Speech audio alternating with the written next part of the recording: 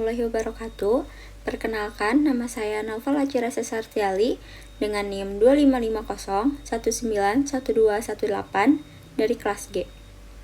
Pada kesempatan kali ini, saya akan mempresentasikan tugas mengenai rancangan prosedur analisis kualitatif kation Ca2+, anion CO32-, serta analisis cemaran tembaga pada simplisia kunyit.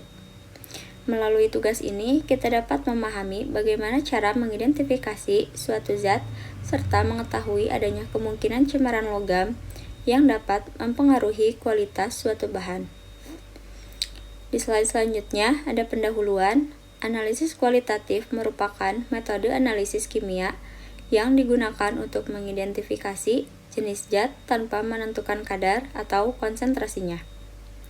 Dilakukan analisis terhadap senyawa kalsium karbonat CaCO3 yang terdiri dari kation Ca2+ dan anion CO32-. Selain itu juga dilakukan analisis cemaran logam berat yaitu tembaga Cu pada simplisia kunyit. Analisis ini penting karena berkaitan dengan kemurnian zat, keamanan bahan, dan kualitas produk. Metode yang digunakan berdasarkan reaksi kimia spesifik yang menghasilkan perubahan warna, pembentukan endapan, atau terbentuknya gas.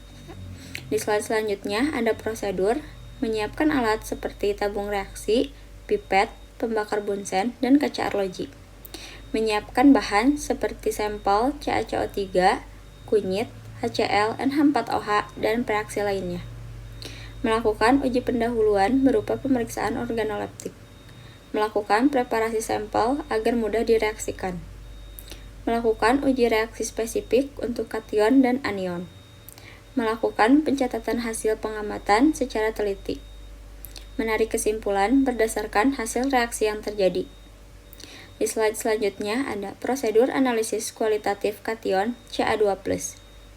Kation Ca2+ termasuk dalam golongan 4 pada analisis kualitatif klasik.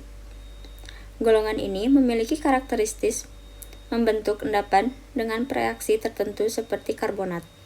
Identifikasi Ca2+ dilakukan melalui uji nyala api dan uji pengendapan. Ion Ca2+ memiliki ciri khas, menghasilkan warna merah bata pada nyala api. Reaksi spesifik ini digunakan untuk memastikan keberadaan kalsium dalam sampel. Di slide selanjutnya ada uji pendahuluan Ca2+.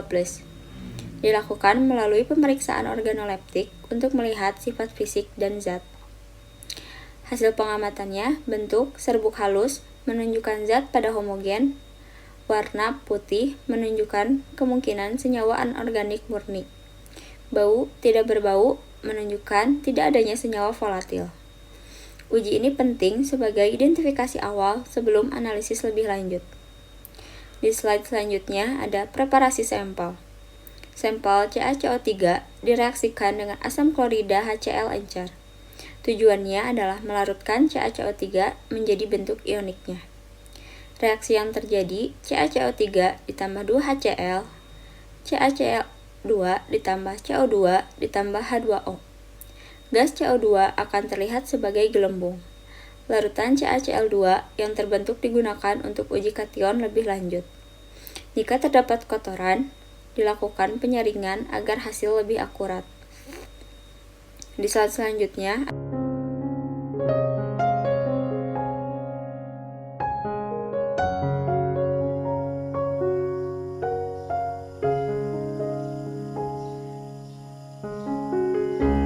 ada uji reaksi spesifik golongan 4.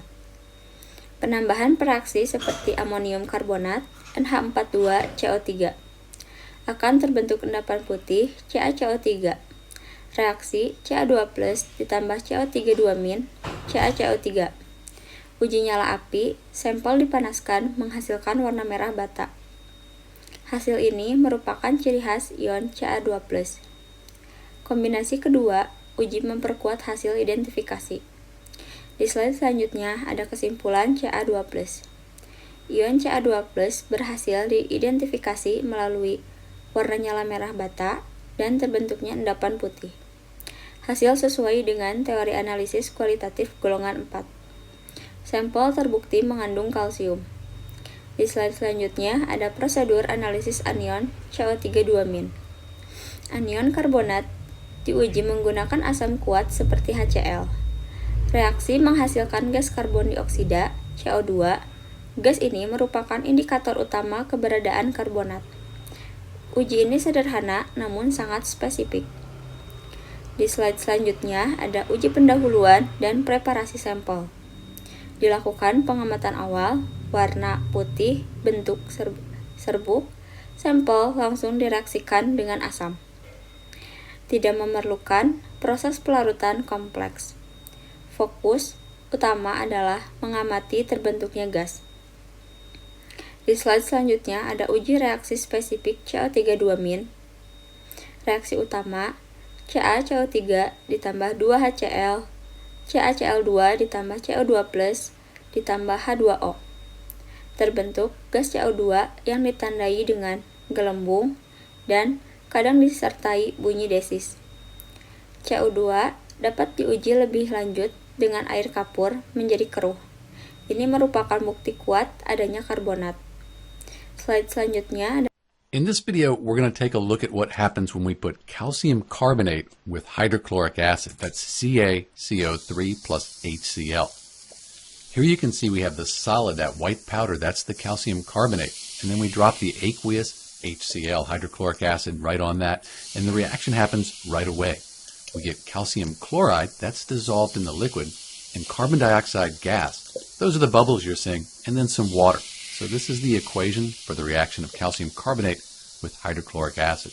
And it's kind of important because when the ocean absorbs carbon dioxide, kesimpulan CO3-2-. Terbentuknya gas CO2 menunjukkan adanya CO3-2-. Reaksi sesuai teori karbonat. Sampel positif mengandung ion karbonat. Di slide selanjutnya ada cemaran tembaga Cu pada simplicia kunyit. Slide selanjutnya ada pemeriksaan organoleptik dilakukan untuk memastikan kualitas dan keaslian kunyit. Hasil pengamatan, bentuk serbuk atau rimpang kering, warna kuning cerah khas kunyit, bau aromatik khas.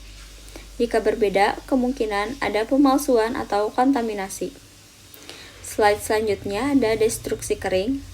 Sampel kunyit dipanaskan pada suhu tinggi hingga menjadi abu. Tujuannya untuk menghilangkan bahan organik, menyisakan mineral atau logam. Abu kemudian dilarutkan dengan asam. Larutan digunakan untuk mendeteksi logam Cu. Di slide selanjutnya ada kesimpulan cemaran Cu. Jika terdapat Cu, akan terbentuk warna biru atau hijau menunjukkan adanya cemaran logam berat. Cemaran ini berbahaya jika dikonsumsi. Analisis penting untuk keamanan bahan herbal. Di slide selanjutnya ada penerapan prinsip GAC. GAC yaitu Good Analytical Chemistry. GAC adalah prinsip analisis yang baik dan benar, meliputi ketelitian, ketepatan, dan validitas metode. Semua prosedur harus dilakukan secara sistematis. Hasil harus dapat dipertanggungjawabkan secara ilmiah dari pembahasan yang telah dijelaskan. Dapat disimpulkan bahwa analisis kualitatif dapat digunakan untuk mengidentifikasi komponen suatu zat serta mendeteksi adanya cemaran logam. Demikian yang dapat saya sampaikan mengenai tugas analisis kualitatif kation Ca2+, anion CO3-2-, serta cemaran tembaga pada kunyit. Saya menyadari bahwa dalam penyampaian ini masih terdapat kekurangan, sehingga saya sangat mengharapkan kritik dan saran yang membangun. Terima kasih atas perhatiannya. Wassalamualaikum warahmatullahi wabarakatuh.